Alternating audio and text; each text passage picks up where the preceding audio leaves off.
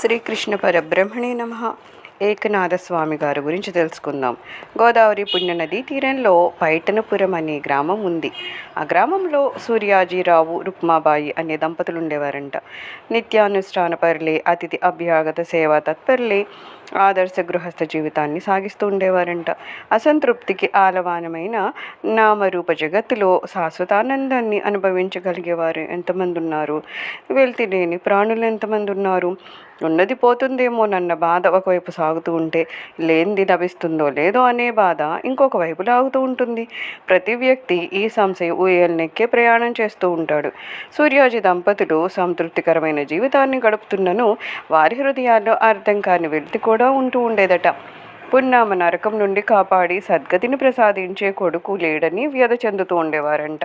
నిరంతరము పాండురంగని సేవ చేస్తూ తమ అభిష్టాన్ని అనుగ్రహించమని ప్రార్థిస్తూ ఉండేవారంట. పాండురంగని ఆశీస్సులు ఆ పుణ్య దంపతులకు లభించాయి. వారికొక కొడుకు పుట్టాడు. ఆ బాలుని పేరే ఏకనాథు. భగవతి అనుగ్రహంతో జన్మించిన ఏకనాథుడు బాల్యం నుండి కూడా ఆధ్యాత్మిక విషయాలందు ఆసక్తి చూపుతూ ఉండేవాడంట. ఆసక్తి పెరిగి పెరిగి ఆశయ సిద్ధికి అన్వేషణగా మారిందంట. బాహ్య విషయాల యందు అనురక్తి ఉండేది కాదట. శైశవ క్రీడల యందు అభిలాష ఉండేది కాదట. నిరంతరము వైరాగ్యజనితమైన మనస్సుతో ఉదాసీనంగా ఉంటూ ఉండేవాడంట. పోగొట్టుకున్నది ఏదో వస్తువు వెతుకుతున్నట్లు అతని కళ్ళు ఎప్పుడూ ఏదో వెతుకుతూ ఉండేవట. దృష్టి సదా ఆకాశాన్ని అంటిపెట్టుకుని ఉండేదట. భోగభాగ్యాల మధ్యతులు తూగుతున్నప్పటికీ భగవంతునికి దూరమైన బ్రతుకు నిరర్ధకమని ఆ పసి హృదయమే ఆరాటపడుతూ ఉండేదట. ఒకనాడు ఏకనాథుని స్నేహితులందరూ కలిసి ఆటలాడుకుంటూ రమ్మనమని అతన్ని అడిగారు. ఏకనాథ స్వామి ఆటలు యందు ఆసక్తి లేకపోయినా మిత్రుల ప్రోద్బలంపై బయలుదేరాడంట. ఆట సాగుతూ ఉండగానే ఏకనాథుడు ఓడిపోయాడు అంటూ మిత్రులందరూ కేరింతలు పెడతారు. ఏకనాథుడు ఆలోచన సాగరంలో మునిగి వేస్తాడు. అవును, వారు చెప్పింది వాస్తవమే, నేను నిజంగానే ఓడిపోయాను. భగవంతుడిని మర్చి జీవనం కొనసాగించేవారు అపజయానికి మారుపేరే కదా. నేను తప్పకుండా గెలవాలి, లేకపోతే ప్రశస్తమైన మానవ జన్మ వృధా అయిపోతుంది. గెలుస్తాను, తప్పకుండా గెలుస్తాను, భగవంతుని గెలుచుకుంటాను అని చింతిస్తూ అంతర్ముఖుడైపోయాడంట. ఏకనాథుని స్నేహ బృందం అంతా ఆటలందు లగ్న మనస్కులే ఉన్నప్పుడు ఏకనాథుడు మాత్రం అక్కడి నుండి దూరంగా వెళ్ళి పక్కనున్న వనవాటికలో ప్రవేశించాడంట. వైరాగ్యం హృదయం నుండి పెళ్లిబిగుతూ ఉంది. ఒక వృక్ష ఛాయలో ఆసీనుడే అంతర్ముఖుడయ్యాడు. బాహ్య ధ్యాస నుండి విడిబడి అంతరాత్మలో రమించసాగాడు. ఆట ముగియగానే స్నేహితులందరూ కలిసి ఏకనాథుడు ఎక్కడున్నాడా అంటూ వెతకడం మొదలుపెట్టారు. అక్కడొక అద్భుతమైన దృశ్యాన్ని చూసి నిశ్చేష్టుడైపోయారు. ఏకనాథ స్వామి ధ్యాన స్థితిలో ఉండగా త్రాచుపాము అతని మెడను చుట్టి తన పడగతో స్వామి శిరస్సుకు గొడుగు పట్టినట్లుగా నిలిచి ఉందట. సర్పము తన మెడను చుట్టి ఉన్నదని దేహాధ్యాస కూడా లేకుండా ఏకనాథుడు ధ్యాన స్థితి అందు స్థిరంగా నిలవసాగాడు. బాలురు దిగ్భ్రాంతి చెంది చూస్తుండగానే సర్పము ఏకనాథుని వదిలి దూరంగా వెళ్ళిపోయింది. ఏకనాథ స్వామి దృష్టి బహుర్ముఖమైంది. స్నేహితులందరూ స్వామిని చుట్టుముట్టి జరిగిన విషయమంతా చెప్పారట. ఏకనాథ స్వామి అలా ఉండటాన్ని కూర్చి ప్రశ్నించారట. స్వామి ప్రసన్న వదనంతో స్నేహితులను సమీపించి వారిపై కరుణా దృష్టిని సారిస్తూ, మిత్రులారా, నాకు ఆంతర్యంలో భగవాని దర్శనం లభించింది. భగవాని అమృత వాక్కు నాకు హృదయంలో వినిపించింది. దౌలతాబాద్ నగర నివాసి అయిన జనార్దన పంతుని గురువుగా స్వీకరించి సేవించమని ఆదేశం అందింది. నేను గురు సాన్నిధ్యాన్ని పొందడం కోసం బయలుదేరుతున్నాను అని మిత్ర బృందాన్ని కౌగలించుకొని వారి నుండి వీడ్కోలు తీసుకొని వెనుతిరిగి చూడకుండా దౌలతాబాద్ చేరాడట. గురు జనార్దన పంత్ గృహస్థుడు. తాను సంసారంలో ఉన్నను తనలో సంసారం లేకుండా జీవించిన మహాజ్ఞాని. దత్తాత్రేయ ఉపాసకులు. ప్రతి గురువారము తాను ఒక అరణ్య ప్రదేశానికి వెళ్ళి అక్కడ దత్తాత్రేయుల వారి దర్శనాన్ని పొంది తృప్తి చెందుతూ ఉండేవాడు. తాను సంతృప్తికర అంతఃకరణతో జీవిస్తూ తన దరి చేరే జిజ్ఞాసులకు కూడా మార్గాన్ని చూపించి నడిపిస్తూ ఉండేవారు. అలాంటి శ్రోత్రియ బ్రహ్మనిష్ఠులైన గురుజనార్దుల వారిని ఆశ్రయించి సేవించి ధన్యతను పొందమని హృదయాంతర్యామి అయిన భక్తవత్సల భగవానుడు ఏకనాథ స్వామిని ఆదేశించారు. భగవంతుని ఆజ్ఞను శిరసావహించి ఏకనాథ స్వామి దౌలతాబాదు చేరి గురు జనార్దన్ని పాదాలను ఆశ్రయిస్తారు. జనార్దనుడు ఏకనాథుని శిష్యునిగా స్వీకరిస్తారు. మంత్రదీక్ష ఇవ్వకుండా తన ఇంటి ఖర్చుల పద్దులను ఒక పుస్తకంలో రాస్తూ ఉండమని తెలియజేస్తారు. సద్గురుని ఆదేశానుసారము ఏకనాథుడు జనార్దుని ఇంటి పద్దులను వ్రాస్తూ ఉండేవాడు. ఒకనాడు పద్దులన్నింటినీ కూడికలు చేస్తూ ఉండగా ఒక పైసా తేడా కనిపించింది. ఏకనాథుడు ఎంత శ్రమించినప్పటికీ ఆ తేడాను గుర్తించి సరిచేయలేకపోయాడు. రాత్రంతా కంటిపై రెప్పవేయకుండా పరిశ్రమించాడు. సూర్యోదయానికి కూడికతో జరిగిన తప్పిదం గుర్తించాడు. అలా గుర్తించగలిగిందని సంతోషంలో ఎగిరిగంతులేస్తూ శబ్దం చేయసాగాడు. ఏకనాథుని విచిత్ర ప్రవర్తనకు కారణం తెలియక గురుజనార్దనుడు పూజాగృహం నుండి వెలుపలికి వచ్చి తన పారివశ్యానికి కారణం తెలియచేయమని ఏకనాథుని అడిగారు. తాను కొడుకులో చేసిన తప్పిదాన్ని దాన్ని గ్రహించి సరిచేసిన రీతిని పోసుగుచ్చినట్లు గురువుగారికి చెప్పాడు ఏకనాథుడు. ఏకనాథుని ఏకాగ్రతను, బుద్ధి సూక్ష్మతను గ్రహించి జనార్దనుడు తృప్తి చెందాడు. కర్తవ్యపరాయణుడైన ఏకనాథుని అంతఃకరణ మంత్రదీక్షకు అనుగుణ్యంగా ఉందని గ్రహిస్తాడు. కుమార ఏకనాథ, ఈశ్వరార్పణ బుద్ధితో ఆచరింపబడిన కర్మలు మానవునికి ఆధ్యాత్మికోత్మతిని కలిగిస్తాయి. గృహ పద్ధతులను సరిచేయడానికి నీవు ఉపయోగించిన ఏకాగ్రతను భగవాన్పై వినియోగిస్తే అనిర్వచనీయమైన ఆనందాన్ని పొందగలుగుతావు అని పరోక్షంగా జ్ఞానోపదేశాన్ని చేశారు గురుజనార్దులు. గురుబోధ ఏకనాథునిలో నిద్రాణమై ఉన్న ఆధ్యాత్మిక శక్తిని ప్రజ్వలింపచేసింది. ఏకనాథుడు భగవద్ దర్శనం కొరకు పరమ విరహాసక్తితో తప్పించిపోసాగాడు. గురుజనార్దనుడు గురువారం నాడు యథావిధిగా దత్తాత్రేయుల వారి దర్శనం కోసమని అరణ్యానికి వెళ్తూ ఉండగా ఏకనాథ స్వామిని వెంట పెట్టుకుని వెళ్ళారు. ఏకనాథ, ఈనాడు నీకు గురు దత్తాత్రేయుల వారి దర్శనం అవ్వచ్చున్నది. జాగరూకతతో ఉండు. భగవాన్ దత్తాత్రేయులు వారు ఏ రూపంలో అయినా కనిపిస్తారు. భ్రాంతికి లోను కాకు అని చెప్పి అరణ్య ప్రదేశం నందు ధ్యాన స్థితిలో ఆశీనులయ్యారు. కొంతసేపటికి ఒక వికృత రూపధారి అక్కడికొచ్చారు. గురుజనార్దనుడు ఆ నూతన వ్యక్తి పాదాలపై పడి ప్రణమిల్లాడు. ఏకనాథుడు ఆ వ్యక్తిని చూసి అసహ్యించుకున్నాడు. జనార్దుని ఆశీర్వదించి ఆ వ్యక్తి అదృశ్యమయ్యాడు.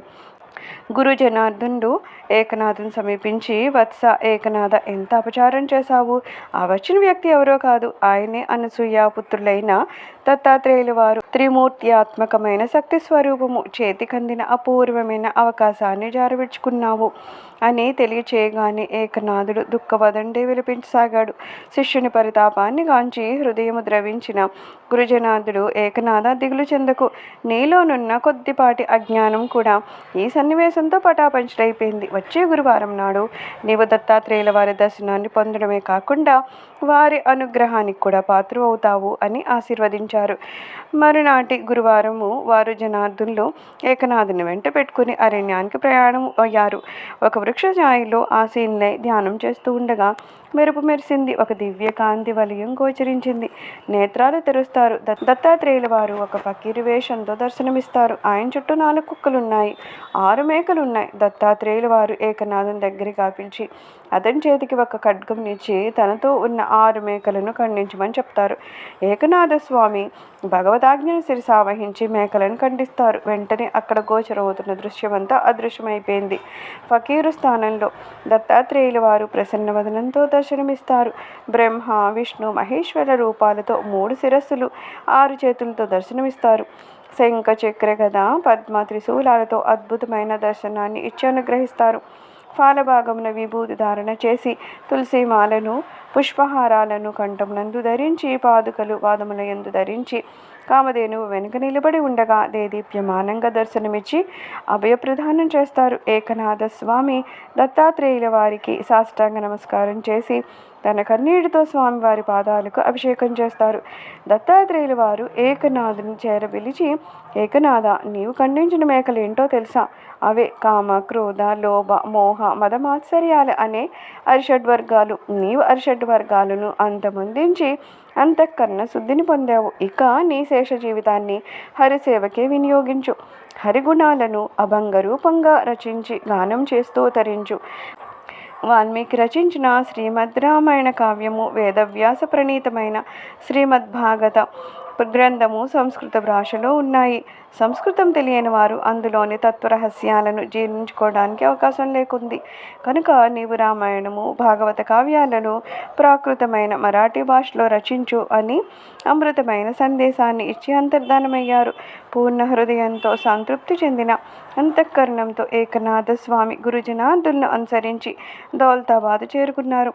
దత్తాత్రేయుల వారి దర్శనంతో, పాదస్పర్శనంతో ఏకనాథ స్వామిలో అవ్యక్తంగా ఉన్న ఆధ్యాత్మిక చైతన్యం బహిర్గతమైంది. నిరంతరము భగవన్నామామృత పానచిత్తుడై కాలాన్ని గడుపుతూ ఉండేవారు. భగవద్గుణ శ్రవణ కీర్తనాదులతో మేను మరిచి పరవశించిపోయేవారు. శరీరము పులగా అంకితమై నేత్రాల వెంబడి బాష్పాలు రాలుతూ ఉండేవి. ఏకనాథ స్వామిలో పడచూపే భావగర్భిత ఆధ్యాత్మిక సౌందర్యాన్ని గురుజనార్దుడు తిలకించాడు. శిష్యుని అసమానమైన భక్తి పాఠవాన్ని గుర్తించారు. త్వరలోనే ఏకనాథుడు పరమ భాగవతుల కోవలో చేరనున్నారని గ్రహించారు. అట్టి పరమ భాగవతుడైన ఏకనాథుని చేత సేవ చేయించుకోవడం భావ్యం కాదని భావించి ఒకరోజు ఏకనాథుని పిలిచి, వత్స ఏకనాథ, భగవంతుడు దయాస్వరూపుడు. తనని విశ్వసించి అనుసరించే భక్తులను తానెప్పుడు రక్షిస్తూనే ఉంటారు. నీ భక్తి పరాకాష్ఠనందు ఉంది. పాండురంగని అనంత కృపా కటాక్షం నీపై వర్షిస్తుంది. నీవు ఈ జన్మలోనే తరిస్తావు. ఏకనాథ, భక్తుడివైన నీవు పరమ భక్తులు గతంలో నడిచిన బాటను అనుసరించి జీవించడమే ధర్మమని నా అభిప్రాయము. తాము తరిస్తూ భక్తులు లోకాన్ని తరింపచేస్తారని నారద భక్తి సూత్ర ప్రబోధము. భాగవతులందరూ గృహస్థాశ్రమంలోనే తరించారు.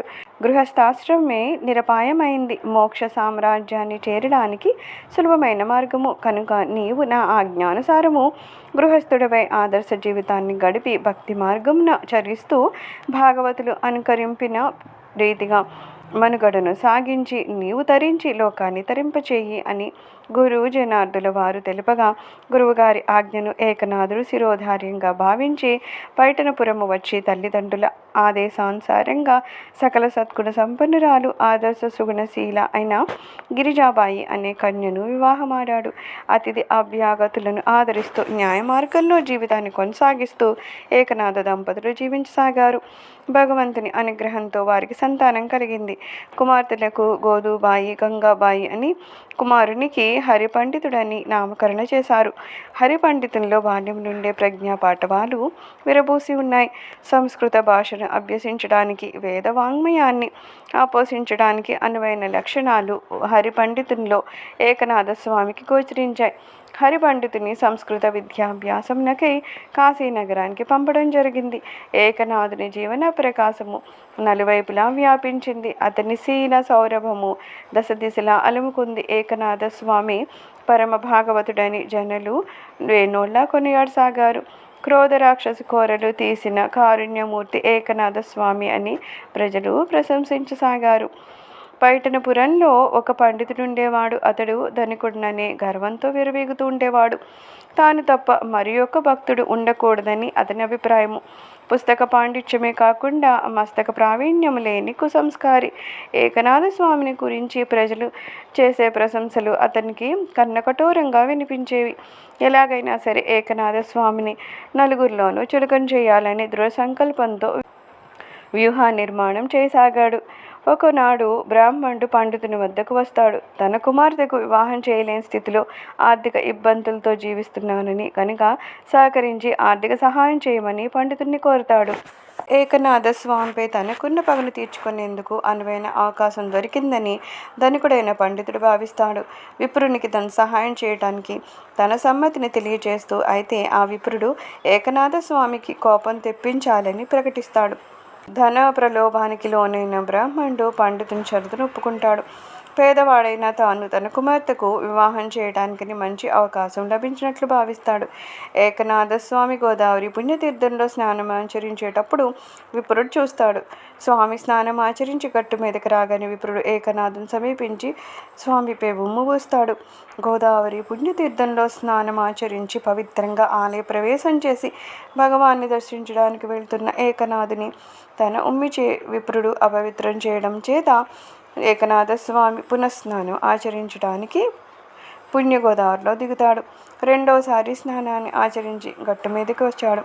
విప్రుడు మళ్ళీ నిస్సంకోచంగా ఏకనాథ స్వామిపై ఉమ్మివేస్తాడు. ఏకనాథుడు తన ముఖంలో ఏమాత్రము విషాదము కానీ విస్మయము కానీ పొడచూపుకనే వెళ్ళి గోదావరిలో దిగి మళ్ళా స్నానాన్ని ఆచరించి గట్టు మీదకు వస్తాడు. విప్రునికి ఆశ్చర్యం వేస్తుంది.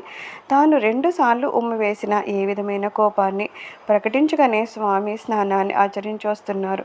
ఏం చేయాలో ఆ బ్రాహ్మణికి అవగతం కాలేదు. మళ్ళీ ప్రయత్నం చేసి చూద్దామని భావించి చీమకైనా హాని చేసి ఎరగని ఏకనాథునిపై 3వసారి ఉమ్మివేశారు. స్వామి 3వసారి కూడా వెళ్ళి గోదావరి తీర్థంలో స్నానాన్ని ఆచరించి గట్టు మీదకి చేరాడు. బ్రాహ్మణులో భ్రాంతి పొరలు తొలగిపోయాయి, అజ్ఞాన కుడ్యాలు ధ్వంసమయ్యాయి. మహాత్ముల అంతఃకరణ శోభ మనస్సును కలవరపరిచింది. పశ్చాత్తాపంతో హృదయం కుమిలిపోయింది. తాను చేసిన తప్పు తన అంతర్యాన్ని ముక్కలు చేసింది. గుండెను అమాంతంగా పిండి చేసింది. నేత్రాల వెంట కన్నీరు కారుతూ ఉండగా చేతుల్ని జోడించి ఏకనాథ స్వామికి నమస్కరించి, మహాత్మా, నేను 3 సార్లు మీపై ఉమ్మివేశాను. మీరు నన్ను ఒక్క మాట కూడా అనకుండా, నిందారోపణ చేయకుండా వెళ్ళి స్నానం చేసి వస్తున్నారు. నిరపరాధులు నిర్మల చిత్తులైన తమని ఘోరంగా బాధపెట్టాను. స్వామి, పాపాచరణకు పూనుకొన్న నాపై తమకు కోపం రాలేదా అని బ్రాహ్మణుడు వినమ్రతతో ప్రశ్నించాడు. ఏకనాథ స్వామి చేతులు జోడించి విప్రునకు వందనమనరించి, నాయన, నీ రుణము ఈ జన్మలో తీర్చుకోలేను. నీవు చేసినంతటి ఉపకారము గతంలో నాకెవ్వరూ చేయలేదు. పవిత్ర గోదావరి పుణ్యతీర్థంలో మునక వేస్తే సర్వపాపాలు ప్రక్షాళనమవుతాయని బుధజన ప్రబోధము.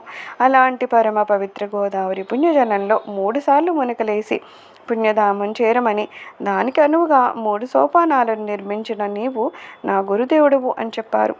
ఏకనాథ స్వామి పలుకులు వినిన విప్రుడు దుఃఖాన్ని ఆపుకోలేకపోయాడు. కళ్ళ వెంట ప్రవాహంలో అశ్రువులు రాలుతూ ఉన్నాయి. తన్ను క్షమించమని ప్రార్థిస్తూ ఏకనాథుని తాను ఈ విధంగా అవమానపరచడానికి గల తెర వెనుక కథను వివరించి తన తప్పిదాన్ని క్షమించమని స్వామి పాదాలపై పడ్డాడు. ఏకనాథుడు ఆ విప్రుణ్ణి పట్టి లేపి ఆలింగనం చేసుకొని, నాయన, అయ్యో, ఇంతటి ఇక్కట్లో జీవిస్తున్నావా? నేను కోప్పడితే నీకు ధన సహాయము లభిస్తుందన్న విషయాన్ని నాకు ముందే చెబితే తప్పకుండా నీ మీద కోపం ప్రకటించేవాడిని కదా అని తన అమాయకమైన ధోరణిలో ప్రేమవర్షాన్ని బ్రాహ్మణ్పై కురిపించాడు. విప్రుడు సిగ్గుపడి చేసిన తప్పిదానికి చింతిస్తూ తల వంచుకుని వెళ్ళిపోయాడు. ఆహా, గగన విశాలమైన భక్తుని హృదయంలో క్రోధ రాక్షసికి తలదాచుకునే స్థలం కూడా లేకపోయింది కదా. జై జై ఏకనాథ సమర్థ. తాను పంపిన విప్రుడు ఏకనాథుని జయించలేక ఓటమిని అంగీకరించవలసి వచ్చిందన్న వార్త పండితుడికి తెలిసింది.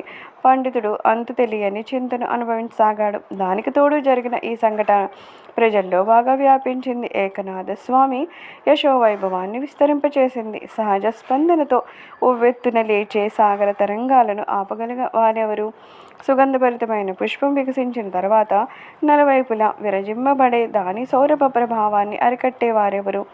భక్తుని ఆంతర్య శోభ వ్యక్తమై జనావల్ని రంజింపచేసే సమయాన భక్తుల హృదయాల నుండి పెళ్ళుబికి అభివ్యక్తమవుతున్న అనురాగ ప్రశంసా వీచికలను నిశ్చేష్టత నొనర్చేవారు ఎవరు?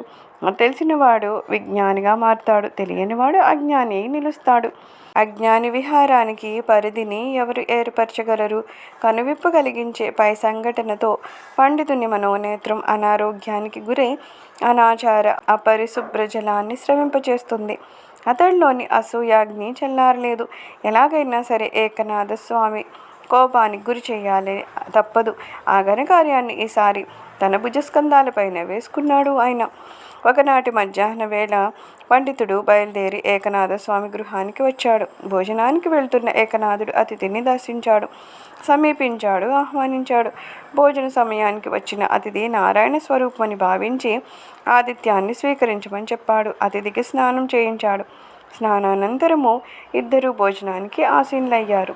ఏకనాథుని ధర్మపత్ని సుగుణశీలి అయిన భక్తురాలు గిరిజాబాయి వడ్డం చేస్తుంది. ఏకనాథునికి కోపం తెప్పించాలి, సమాజంలో అతన్ని బలహీనుణ్ణి చేయాలి అని తలచి అరుదించిన బ్రాహ్మణ్కి ఒక ఆలోచన మెరుపులా మదిలో కదిలింది. అంతే. ఏకనాథుని స్వామికి వండి వడ్డిస్తున్న గిరిజాబాయి వీపుపై రోతు గుర్రమును అధిరోహించు విధంగా ఎక్కి ఆసీనుడయ్యాడు. హృదయ విదారకమైన ఈ దృశ్యాన్ని ఏకనాథుడు చూశాడు. నిశ్చల చిత్తంతోనూ కరుణా దృష్టిని బ్రాహ్మణ్పై సారించాడు. భార్యను ఉద్దేశించి గిరిజాబాయి, అతి జాగ్రత్తగా ఉండు. నీపై ఆసీనుడై ఉన్న వ్యక్తి ఎవరో కాదు, అతిథి అరుదించిన ఆదినారాయణుడు. నీవు లేస్తే అతను పడిపోగలడు, అలాగే ఉండు అని తెలియజేశాడు. ఆ మాటలు వినగానే ఏకనాథుని సహధర్మచారి అయిన గిరిజాబాయి ప్రశాంత వదనంతో అమృతాలొలికే పలుకులతో, అదేంటండి, మీ మాటలకు నాకు ఆశ్చర్యం కలిగిస్తున్నాయి. చిన్నతనంలో మన కుమారుడు ఎన్ని పర్యాయాలు నాపై ఈ విధంగా అధిరోహించలేదు. నేను అతన్ని ఏనాడైనా పడవేశానా ఏంటి అని జవాబిచ్చాడు. ఆమె ప్రత్యుత్తరంతో బ్రాహ్మణ పండితుని మనసు కదిలిపోయింది. అంతే. క్రిందకి దిగి ఆ పుణ్య దంపతుల పాదాలపై పడ్డాడు. పసిబిడ్డ వలె బోరున విలిపించాడు. తన్ని క్షమించమని పదే పదే ప్రాధేయపడ్డాడు. ఏకనాథ స్వామి ఆ పండితుణ్ణి ఆలింగనం చేసుకున్నాడు. మృదువచనాలతో ప్రేమామృతాన్ని అతనిపై వర్షింపచేస్తూ, నాయనా బాధపడకు, మనమంతా నిమిత్త మాత్రులం. ఇందులో నీ తప్పు ఇసుమంతైననూ లేదు. నా భక్తిని పరీక్షించవలేనని నా తండ్రి పాండురంగడే అలా సంకల్పించి ఉంటాడు. ఆదిదేవిని హస్తాలలో మనమంతరము కీలుబొమ్మలమే, దిగులు చెందకు అని అతన్ని తృప్తిపరుస్తారు. ప్రత్యక్షానుభవంతో విపురుల వినూత్నమైన పరిణామం జనించింది. ఉత్తమ భక్తి మార్గంలో అతడు చరించసాగాడు. సత్పురుషుల కృపావీక్షణాల్లో జరగందేముంటుంది?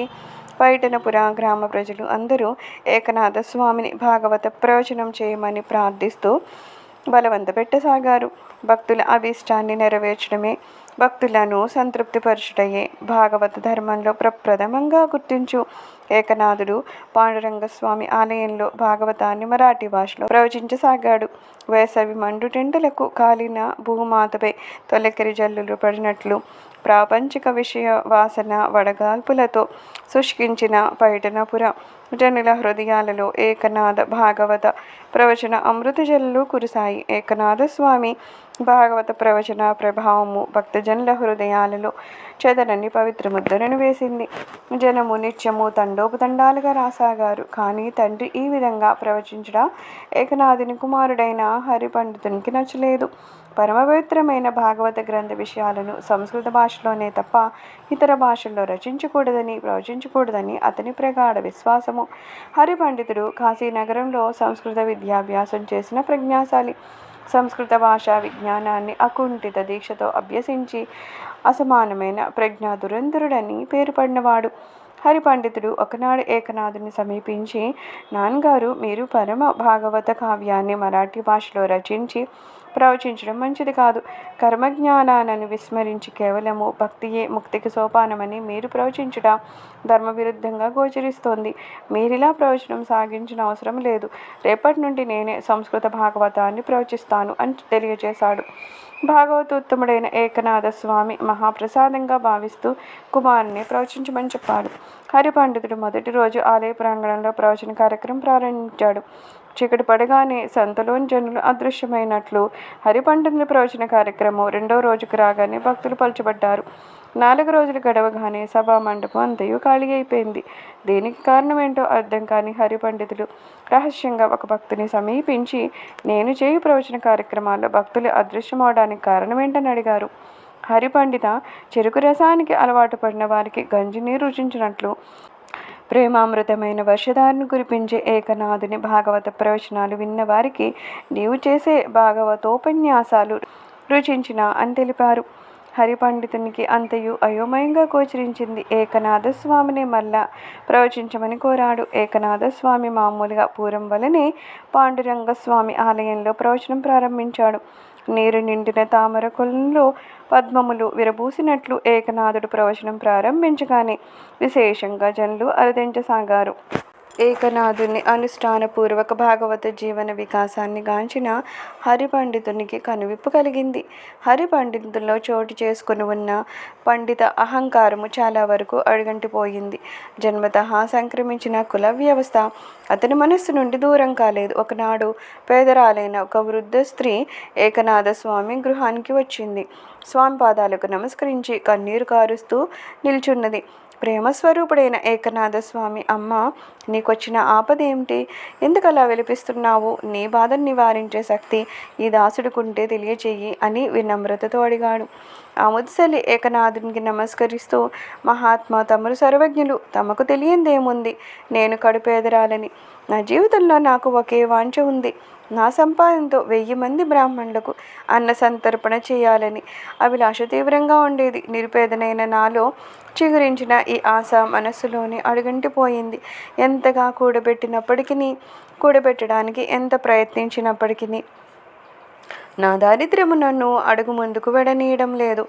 నా కోరిక ఇక నెరవేరే అవకాశం లేదని బోధపడింది. ఆ దురదృష్టానికి నేను దుఃఖించుచుండా ఒక సాధు మహాత్ముడు నన్ను ఓదార్చి ఒక భక్తునికి ఆతిథ్యమిచ్చి సంతృప్తి పరిస్తే సహస్ర బ్రాహ్మణ అన్న సంతర్పణ చేసిన పుణ్యం లభిస్తుందని చెప్పి, అట్టి పరమ పుణ్యమూర్తులైన భక్తులు మీరే అని చెప్పి తెలియజేశారు. నాలో రేగిన బాధానలము వారి చల్లటి వచన జల్లుచే శాంతించింది. మహాత్మా, నన్ను కనికరించండి. మా ఇంటికి వచ్చి నేనొసంగే ఆతిథ్యాన్ని స్వీకరించి నన్ను అనుగ్రహించి నన్ను ఆశీర్వదించండి అని ప్రార్థించింది. ఏకనాథ స్వామి మనస్సు ద్రవించింది. స్వామి తన అంగీకారాన్ని తెలియజేసే లోపునే హరిపండితుడు చోటు చేసుకొని వీల్లేదు. పరమ భాగవతోత్తములైన ఏకనాథ స్వామి మీ ఇంటికి ఆతిథ్యానికి రావడం వీలుపడదు. నీకు అంతగా అభిలాష ఉంటే ఆతిథ్యానికి అవసరమైన సరుకులు మా ఇంటికి చేర్చితే ఇక్కడ వంట చేసి స్వామికి వడ్డించడం జరుగుతుంది అని ఖచ్చితంగా చెప్పాడు. హరిపండితుని వైఖరి చూసిన వృద్ధురాలు భయపడింది. మరీ పట్టుపడితే అందులకు కూడా అంగీకరించరేమోననే భయంతో సరేనని చెప్పి వెళ్ళి ఆతిథ్యము నొసంగడానికి కావలసిన సరుకులన్నీ తెచ్చిచ్చింది. స్వామి భుజించిన తర్వాత ఆ మహాత్ముడు భుజించిన విస్తరలో మిగిలిన ప్రసాదాన్ని భుజించడానికి భోజన వేళకు వస్తానని ఏకనాథ స్వామికి తెలియజేసింది. భోజన సమయానికి వృద్ధురాలు అరుదించింది. ఏకనాథ స్వామి ఇంటిలో భోజనం ఆరగించుచున్నారని తెలిసి ఇంటి బయట నిల్చుంది. హరిపండితుడు వృద్ధస్త్రీని చూశాడు. ఆమె రాకకు కారణాన్ని ప్రశ్నించాడు. భాగవతోత్తముడైన ఏకనాథ స్వామి భుజించగా మిగిలిన ప్రసాదాన్ని భుజించి ధన్యత పొందడానికి అరుదించుందని వృద్ధురాలు ప్రత్యుత్తరమిచ్చింది. హరిపండితుడు కలత చెందాడు. ఆ మాటలు విని అతడు తీవ్రంగా వ్యధ చెందాడు. కోపాద్రిక్తుడై వీల్లేదు. నీవు విస్తరిని ముడితే ఏకనాథ స్వామి మలిన పడిపోతారు కనుక స్వామి భుజించిన తర్వాత ఆ విస్తరిని ముట్టుకొని వారి ఉచ్చిష్టాన్ని ప్రసాదంగా స్వీకరించడానికి నీకు అర్హత లేదు అని పలికి తానే స్వయంగా ఏకనాథ స్వామి భుజించిన విస్తరిని ఎత్తిపారవేశాడు. ఆహా, అద్భుతము! భక్తజనుల ఎడ భగవాన్ని కరుణ అపారము అనిర్వచనీయము. ఒక విస్తరిని పారవేసి రాగానే అక్కడ మరొక విస్తరి గోచరించింది. ఈ విధంగా పండితుడు 1000 విస్తరణను తీయవలసి వచ్చింది. ఆహా, ఏమి ఏ ఆశ్చర్యము! భగవాన్ని అనంత కృపావాత్సల్యానికి ఏకనాథుని నేత్రాలు చెమ్మగిల్లాయి. హరిపండితునిలో వినూత్నమైన పరిణామం కలిగింది. భాగవత సేవలోనే భాగవద్విభూతులు నిండి ఉన్నాయని గ్రహించాడు. ఏకనాథ స్వామి పాదాలపై పడి విలపించాడు. వృద్ధురాలిని క్షమించమని ప్రార్థించి ఆవిడ పాదాలను కూడా నమస్కరించాడు. సూర్యోదయం కలగాలే గాని అంధకారం అదృశ్యమవడం ఎంతసేపు? ఏకనాథ స్వామి నిరంతరము జపధ్యానాదులతోనూ భగవద్గుణ సంకీర్తనాదులతోనూ తన్మయత్వ జీవితంతో కాలాన్ని గడుపుతూ ఉండేవారు. ఒకనాడు పాండురంగ భగవానుడు ఏకనాథ స్వామికి స్వప్న దర్శనాన్నిచ్చి, ఏకనాథ, వాల్మీకి విరచితమైన శ్రీమద్ రామాయణ కావ్యాన్ని సులభమైన శైలిలో సంస్కృతము తెలియని వారు చక్కగా చదివి అర్థం చేసుకునేటట్లు మరాఠీ భాషలో రచించు అని తెలియజేశారు. ఏకనాథ స్వామి మేల్కొని దిగ్భ్రాంతి చెందారు. తనకి రామాయణ కావ్యాన్ని రచించే సామర్థ్యం ఉన్నదా అని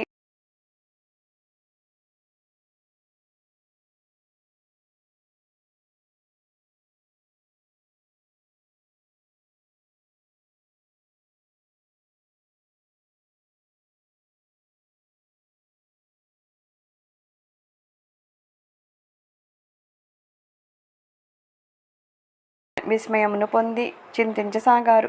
వెంటనే గురుదేవులను ప్రార్థించి హృదయంలో పాండురంగుని ప్రతిష్ఠించుకొని రామాయణ రచనను రమ్యంగా సాగించి పూర్తి చేశారు. రామాయణంలో సుందరకాండం నందు సీతాదేవిని అన్వేషించి మహేంద్ర పర్వతం నుండి లంకాపురికి లంఘించిన సంఘటన ఏకనాథ స్వామి రాస్తూ ఉన్నారు. తన్మయత్వ భూమికలో సంచరిస్తున్న ఏకనాథ స్వామి మస్తిష్కం అంతయు పవనకుమారుడు నిండి ఉండడం వలన ఒక్కసారి హనుమంతుని వలె తాను కూడా ఎగిరి ప్రక్కవారింట్లో పడ్డారు. ఆ ఇంటి యజమాని హనుమానుని భక్తుడు. అతనికి ఏకనాథ స్వామి అన్నా గిట్టదు. ఏకనాథుడు వారింట్లో పడగానే శబ్దం జనించగా ఇంటి యజమాని వచ్చి అక్కడ స్పృహ తప్పి పడిపోయి ఉన్న ఏకనాథుని చూశాడు. ఏకనాథి స్వామిలో అతనికి స్వర్ణ దేహంతో హనుమంతుడు గోచరించాడు. ఏకనాథ స్వామి చేతిలో ఉన్న గంటమును తాళపత్రాన్ని చూశాడు. అందులో వాయుతనయుండు మహేంద్ర పర్వతం నుండి లంకకు లంఘించిన సంఘటన వివరణ జరుగుతూ ఉంది. అంతటా ఆ ఇంటి యజమాని సంభ్రమాశ్చర్యాలతో పులకాంకితుడై ఏకనాథ స్వామికి ఉపచర్యలు చేశాడు. స్వామి స్మృతికి రాగానే పక్క ఇంటి యజమాని ఏకనాథుని పాదాలపై పడి తన్ని క్షమించమని ప్రార్థించాడు. ఏకనాథ స్వామి భగవత్ కృపకు పాత్రుడైన మహితాత్ముడైన పరమ భాగవతోత్తముడైన ఏకనాథుని అపార్థం చేసుకున్న తాను అజ్ఞానాన్ని చింతించాడు. మహాత్ములు నిందాస్తుతులకు అతీతులు. వారిలో గోచరించే వైభవాన్ని భగవత్ప్రసాదంగా భావించడము, వారికి కలిగే ఇక్కట్లను భగవానుడు తన్ని సక్రమ మార్గంలో ఉంచడానికి చేసే ప్రయత్నాలుగా స్వీకరించడము సహజమైన పరిపాటి. ఏకనాథ స్వామి పరమ భాగవతమూర్తి, అద్భుత భక్తి రసాయన దీప్తి. తనకి ప్రాణ సమానమైన భాగవత గ్రంథాన్ని మరాఠీ భాషలోకి ప్రయత్నించసాగాడు. తాను రాసిన ప్రతులను ఎప్పటికప్పుడు ఏకనాథ స్వామి గుమిగూడిన భక్త సమూహానికి వినిపించసాగాడు. ఒకనాడు పైఠనాపురం నుండి ఏకనాథుని అనుయాయులలో ఒకడైన భక్తుడు కాశీనగరానికి వెళ్ళాడు. అక్కడ గంగానది తీరమున ఆసీనుడై ఏకనాథుడు అనువదించిన మరాఠీ భాగవతాన్ని పారాయణం చేస్తూ ఉన్నాడు. ఒక పండితుడు అది విని మరాఠీ భాషలోనికి అనువదించిన వారెవరని ప్రశ్నించగా ఏకనాథ స్వామిని రచించినాడని ఆ భక్తుడు సమాధానం చెప్పాడు. అది వినిన పండితుడు కాశీనగరమందలి సంస్కృత విద్యాపీఠ అధిష్టాన పాలకులకు ఈ విషయాన్ని ఫిర్యాదు చేశాడు. అది వినిన మఠాధిపతి కోపోద్రిక్త మనస్కుడై భాగవతాన్ని ప్రాకృతమున రచించుట దోషమని, అలా అనువాదాలు కొనసాగితే సంస్కృత భాషా పాఠవము దెబ్బతింటుందని భావించి భాగవత గ్రంథాన్ని మరాఠీ భాషయందు రచించిన ఏకనాథ స్వామిని దోషిగా నిర్ణయించి అతన్ని న్యాయస్థానానికి తీసుకురావాల్సిందిగా ఆజ్ఞాపించారు. మఠాధిపతి పంపిన ఇద్దరు ఉద్యోగులు కొన్ని దినాలకు పైఠనపురం చేరి విషయాన్ని ఏకనాథునికి చెప్పారు. ఏకనాథుడు మారు మాట్లాడకుండా వారి ఆజ్ఞానుసారము తాను రాసిన భాగవత ప్రతిని చేత పట్టుకొని కాశీనగరానికి వచ్చారు. అక్కడ గంగా నది పవిత్ర పుణ్యతీర్థంలో స్నానాన్ని ఆచరించి సభాస్థలికి వచ్చారు. భాగవత గ్రంథాన్ని ప్రాకృతమున అనువదించిన ఏకనాథుడు పాపి అని, అట్టివాని ముఖము చూడడం కూడా పాపమని భావించి ఒక తెరను కట్టించి ఆ తెర వెనుక ఏకనాథుడు నిలబడేటట్లు ధర్మాధికారి ఆజ్ఞాపించాడు. ఏకనాథ స్వామి తెర వెనుక నిలబడి ఉన్నాడు. మఠాధిపతి తప్ప మిగిలిన వారందరికీ ఏకనాథుడు కనిపిస్తున్నాడు. మఠాధిపతి ఏకనాథ స్వామిని ఉద్దేశించి తీర్పు చెబుతూ, పరమ పవిత్రమైన భాగవత గ్రంథాన్ని ప్రాకృతమున రచించడం మహాపాపము. ఇది మొదటి తప్పుగా భావించి ఏకనాథుని క్షమిస్తున్నాను. అతడు అనువదించిన భాగవత ప్రతిని సకల జనులు చూస్తూ ఉండగానే గంగానదిలో పారవేయాలని తీర్పిచ్చారు. న్యాయస్థానం ఇచ్చిన తీర్పు విని ప్రజలందరూ ఏకనాథుని వైపు చూశారు.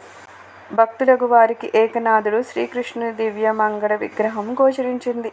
సామాన్యులకు వర్ణింపనలవి కాని దివ్య తేజంగా కనిపించింది.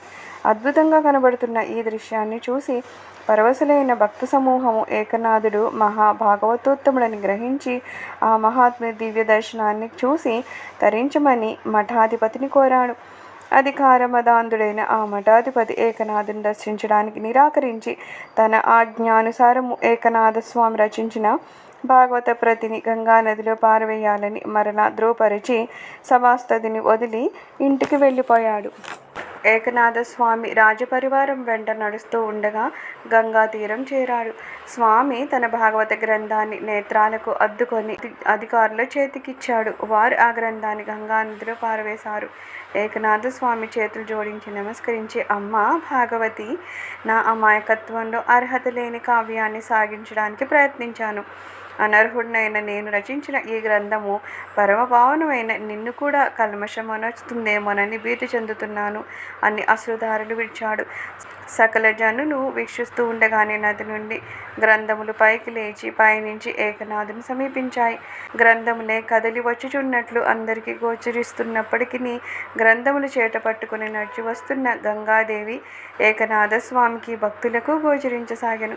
గంగాదేవి ఏకనాథుని సమీపించి, ఏకనాథ, ఈ ధనమెంతయో సుదినము నీవు రచించిన భాగవత గ్రంథము నాలో గ్రుంకులేడి నన్ను అమితానందంలో ఉంచింది. ఇదిగో నీ భాగవత గ్రంథరాజము.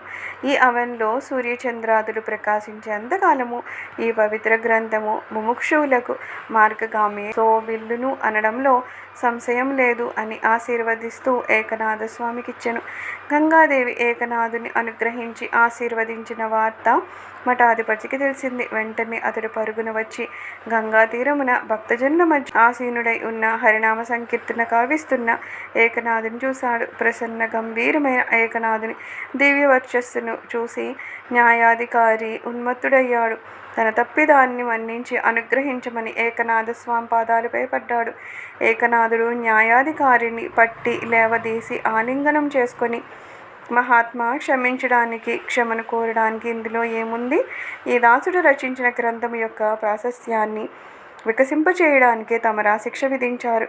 భగవంతునికి శరణాగతులై జీవించే భక్తులను భగవంతుడు ఎప్పుడూ వృధా చేయడు అనేది సత్యాన్ని నలుగురు గుర్తించడం కోసమే తమరి న్యాయ నిర్ణయం చేశారు అని చేతులెత్తి మఠాధిపతికి నమస్కరిస్తూ వినమ్రుడై ఏకనాథుడు తెలియజేస్తూ ఉండగా న్యాయాధిపతి హృదయ స్పందనతో నేత్రాల వెంట బాష్పధారను విడుస్తూ ఉన్నారు. సర్వం శ్రీకృష్ణ చరణారవిందార్పణమస్తు.